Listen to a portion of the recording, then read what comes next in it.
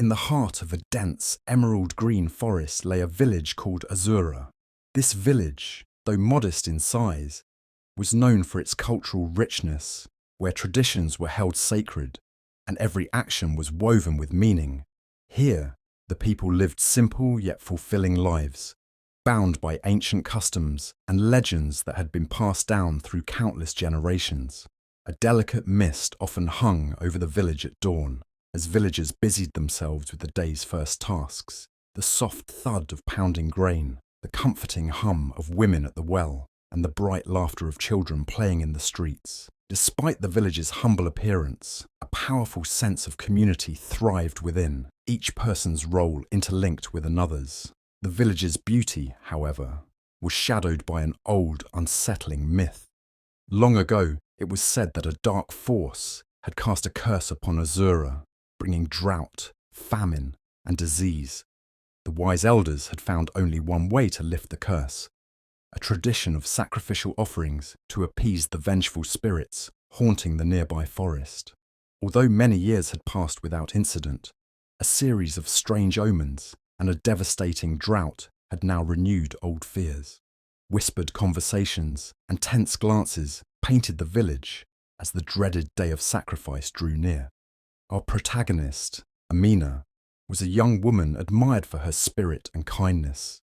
Orphaned at a young age, she'd been raised by her grandmother, the village healer, who had taught her much about medicinal herbs and ancient rituals. Amina's resilience had earned her the respect of the villagers. She toiled daily, helping her grandmother heal the sick and gathering scarce resources for the struggling families. Despite the hardships, she was known to share whatever she had with those less fortunate, embodying the compassion and strength that Azura prided itself on. Her eyes held a quiet resolve, a deep-rooted love for her village, and a willingness to do whatever was needed to protect it.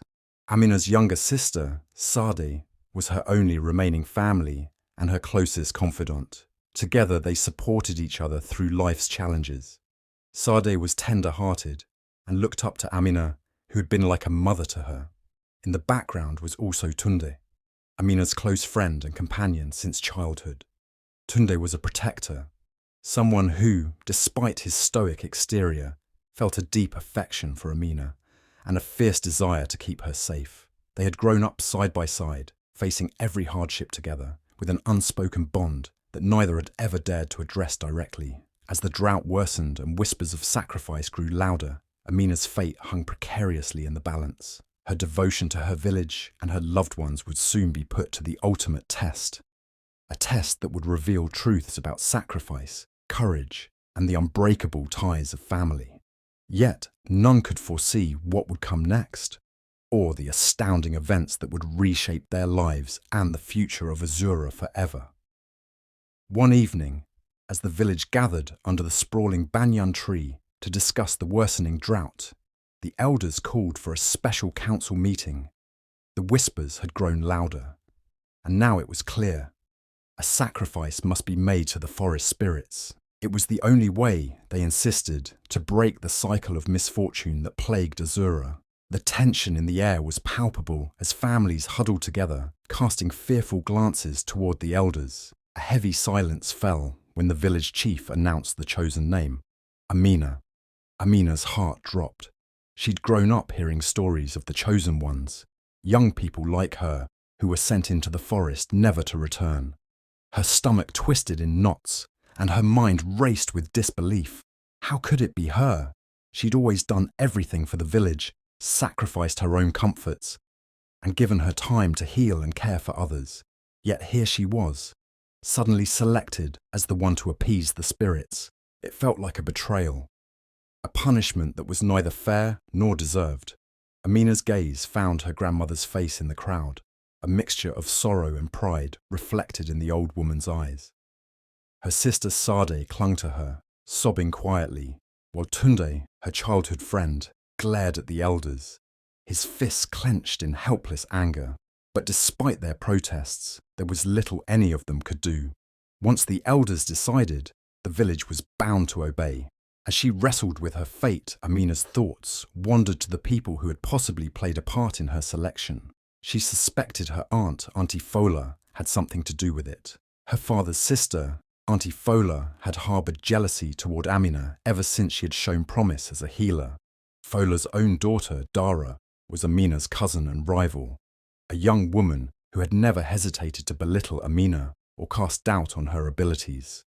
Fola, seeing her daughter's failure to shine as Amina had, resented the admiration the villagers held for Amina. Over time, the jealousy had simmered, and now it seemed that jealousy might have taken a sinister turn. Amina felt betrayed, not only by her aunt, but by the village she had loved and dedicated her life to helping. She felt the weight of years of sacrifice and kindness crushed in a single moment, as though her compassion had been a cruel joke. Still, a flicker of resilience stirred within her. She'd seen others in pain, had watched them endure loss, and had comforted them as best she could. Now it was her turn to endure, and she wasn't one to give in so easily. Though her spirit wavered, she resolved to face her fate with dignity. She refused to give Auntie Fola or Dara the satisfaction of seeing her break. Instead, she would wear her head high, showing them that even if she were to be sacrificed, she would not be defeated. Amina met the chief's eyes, swallowing the fear clawing at her heart. She was determined to face her destiny, not just as a victim, but as a force of resilience that would haunt the memory of Azura long after she was gone. In the days that followed, the village prepared her for the ceremony, each ritual more haunting than the last. Dara would sometimes watch her, smirking, and Auntie Fola's gaze was one of the satisfaction mingled with relief, as if finally ridding herself of a thorn in her side. But Amina held steady, her heart torn, yet her resolve fierce. This journey might be her end, but perhaps it would be more than that. The days that followed were like a slow, agonizing march to her fate. With each passing moment, Amina felt the walls closing in, trapping her in a destiny she had not chosen. Although the village prepared for her sacrifice with the solemnity of a sacred ritual, Auntie Fola and Dara seemed to take special pleasure in her misery. They found small ways to make her final days unbearable, as if they were determined to ensure that Amina would go to her fate feeling humiliated and defeated. Auntie Fola's attitude shifted from subtle disdain to open hostility. She gave orders with a dismissive tone and found ways to criticize Amina's every action. "You always think you know best, don't you, Amina?" she sneered one day, her eyes gleaming with a malice that no longer hid behind the mask of family duty. "Yet here you are, chosen for the sacrifice. What has all your selflessness really earned you?" Amina bit her tongue, refusing to stoop to her aunt's level.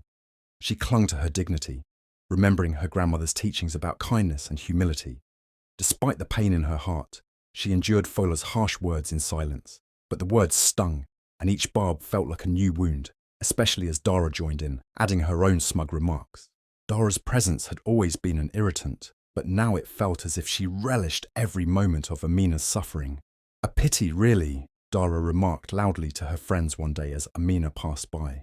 "Imagine spending your whole life trying to be perfect and ending up as nothing more than a sacrifice to the spirits."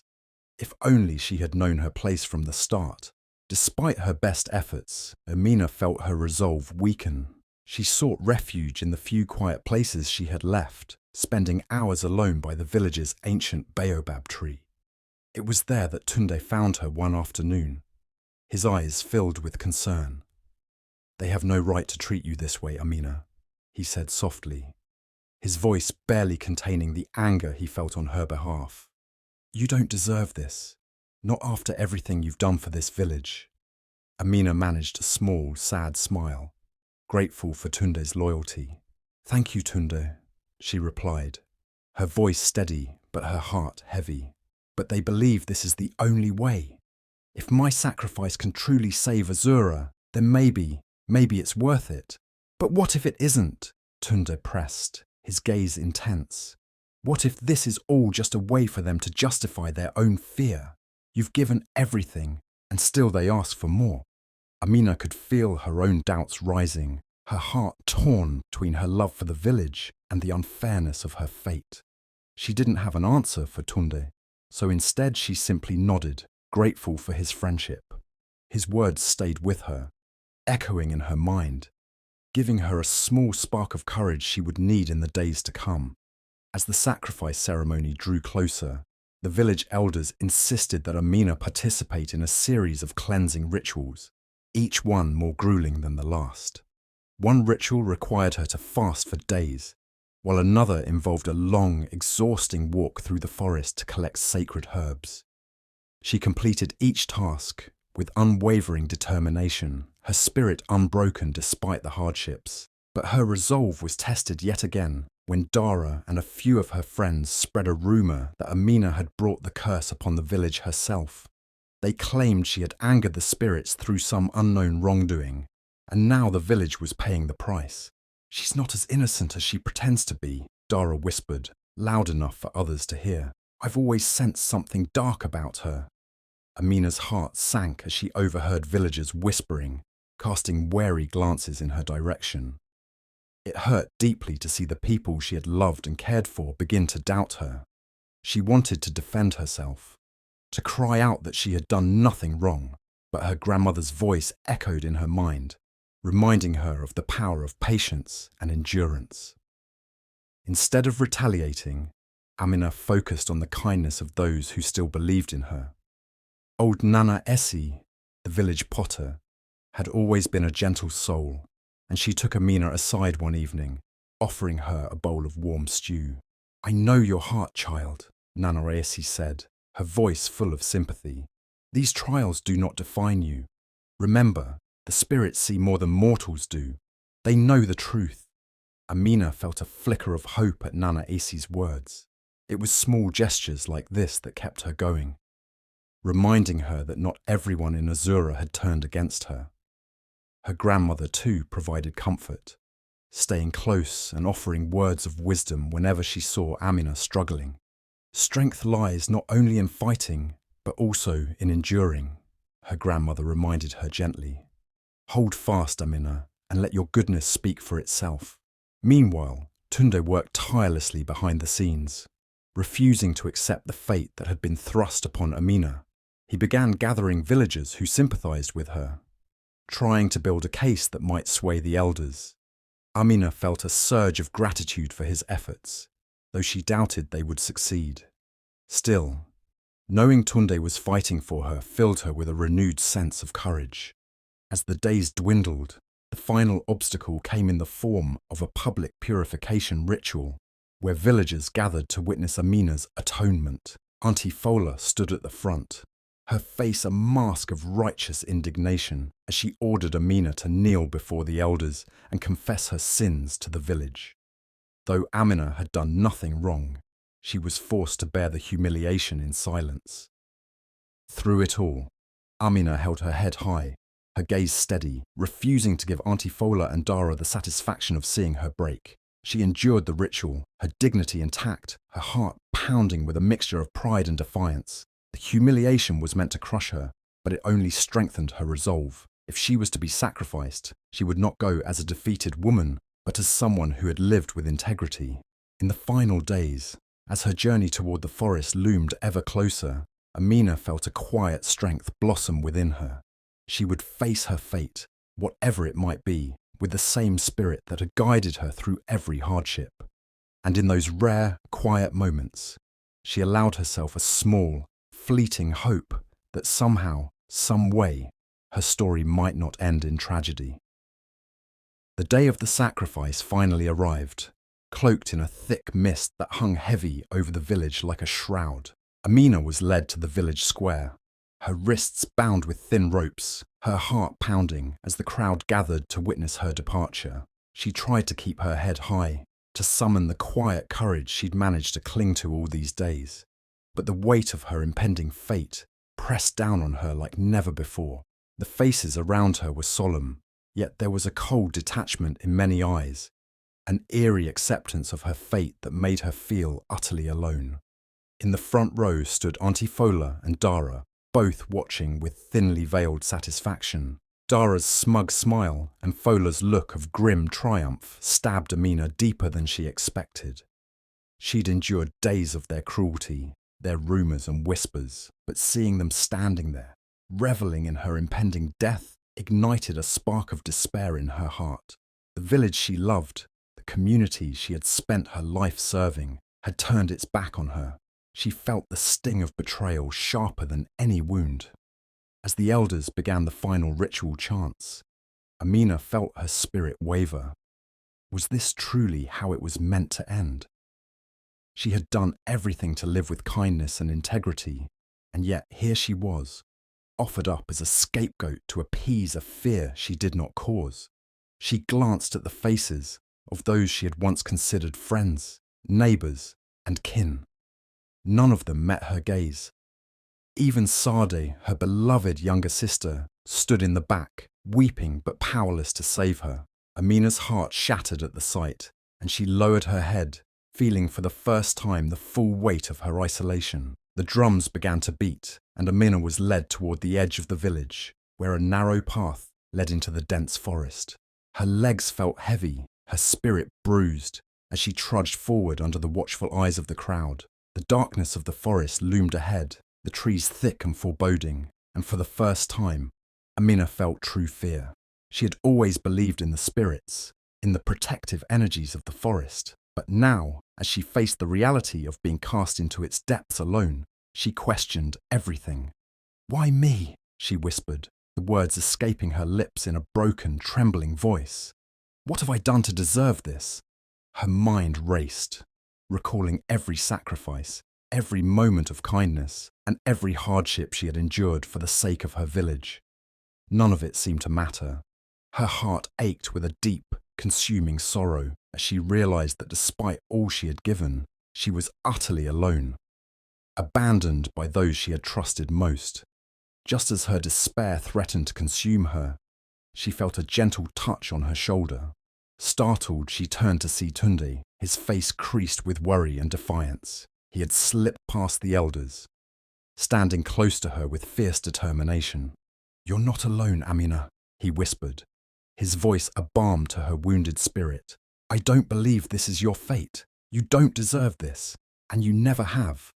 His words stirred something deep within her, like a faint light piercing through the darkness of her despair.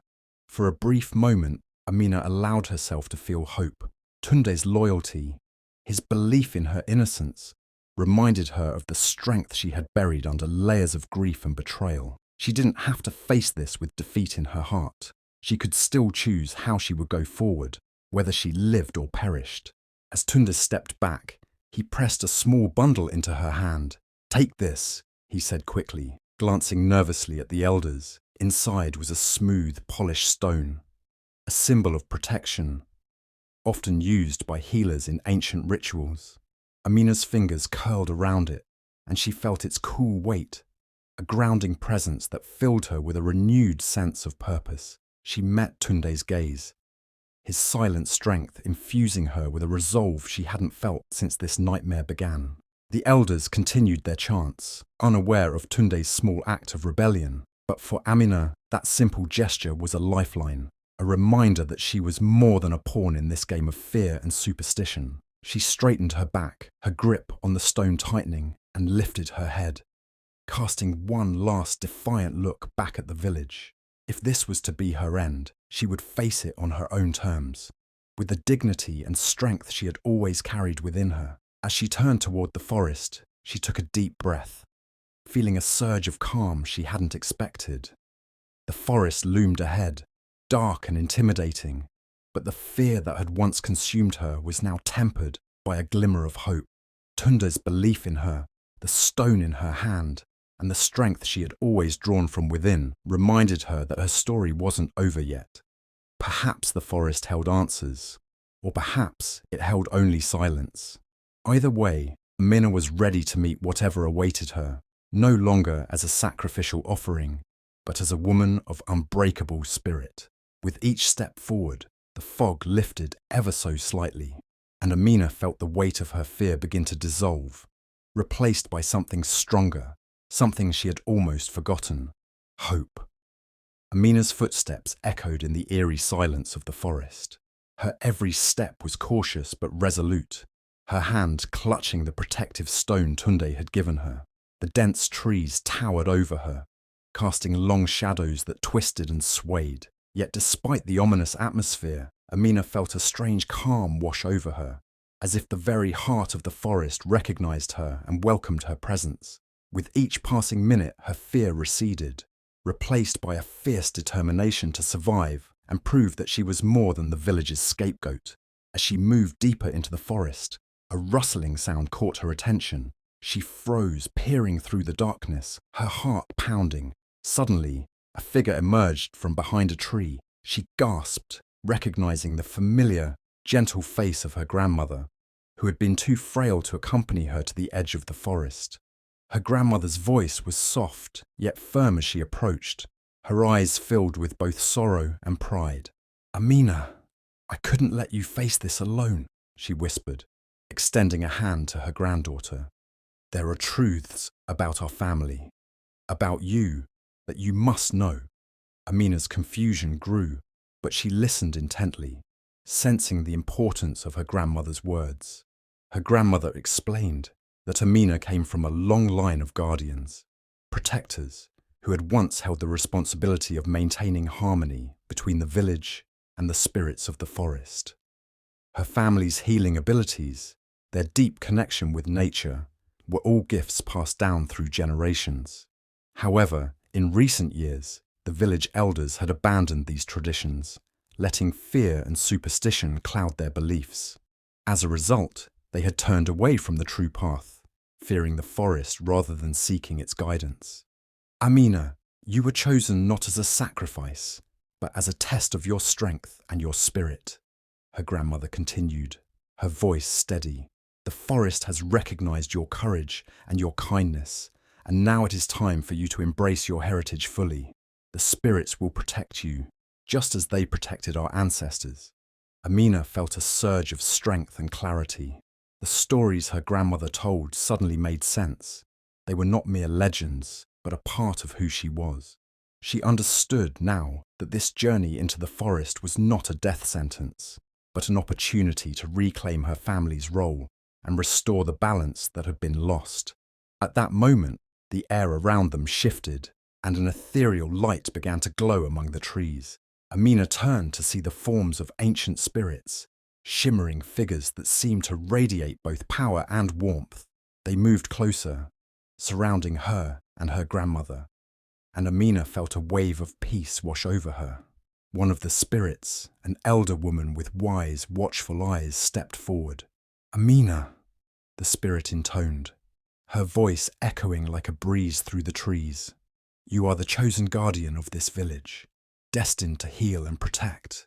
The courage in your heart has been tested, and you have proven yourself worthy. We grant you our blessing and our power. Go forth and reclaim your place." With that, Amina felt a surge of energy course through her, as if the very essence of the forest flowed into her veins. Her fear was gone, replaced by an unbreakable resolve. She was no longer the frightened young woman led to her doom. She was a guardian, chosen by the spirits to bring balance and peace back to her village. As the spirits faded, Amina turned to her grandmother, who smiled with pride. "Go back to the village," her grandmother urged. "They will listen now, for they will see that you are no ordinary woman, but a protector and a healer." Amina nodded, her heart steady. She began the journey back to the village, feeling the newfound power within her, a light that seemed to illuminate her path. When she reached the village outskirts, her appearance caused a stir. The villagers gasped, whispering among themselves as they noticed the soft glow that seemed to emanate from her skin, a sign of the spirit's blessing. Auntie Fola and Dara were there, their faces a mix of shock and fear. Fola took a hesitant step forward, her voice wavering. What are you?" Amina held her gaze steady. "I am the guardian of this village, as my ancestors were before me," she declared, her voice ringing with strength. "The spirits of the forest have blessed me. I am here to protect Azura, not to be its sacrifice." The crowd murmured in awe, and a few elders exchanged uneasy glances, clearly uncertain of how to respond. But Amina's power was undeniable, and they could see it in her every movement, in the light that surrounded her. Finally, the chief stepped forward. bowing his head in acknowledgement. "We were wrong," he admitted. "We allowed fear to blind us. Amina, we owe you a great debt." Amina's gaze softened and she nodded, willing to let go of her resentment. "If you wish to honor me, then remember this. We must respect and nurture our connection to the forest, not fear it. The spirits are our allies, not our enemies." As the villagers nodded in agreement, Auntie Fola and Dara shrank back, their schemes and cruelty rendered powerless by the strength of Amina's spirit. They could no longer harm her or manipulate the village, for everyone now saw the truth. Amina's virtues had prevailed, and with her new role as guardian, she knew that peace and balance would be restored. And so, as the sun dipped below the horizon, Amina stood tall among her people, no longer a victim, but a protector, embraced by both the village and the spirits she had been destined to serve. The weeks following Amina's return were transformative, both for her and the village. Amina stepped fully into her role as the village's guardian and healer, her presence now respected and cherished. She no longer walked in shadows, but was celebrated as a beacon of hope, a reminder of the village's roots and its connection to the forest's protective spirits. Her small hut was adorned with gifts from villagers who came to seek her wisdom, humbly asking her to bless their fields, heal their sick, and guide them in matters of the heart. Amina's heart swelled with gratitude. After so much suffering, she had found her purpose and a place of honor in her community. A loving family was soon to be hers as well. Tunde, who had risked his own safety to show her kindness and support in her darkest moment, stood by her side.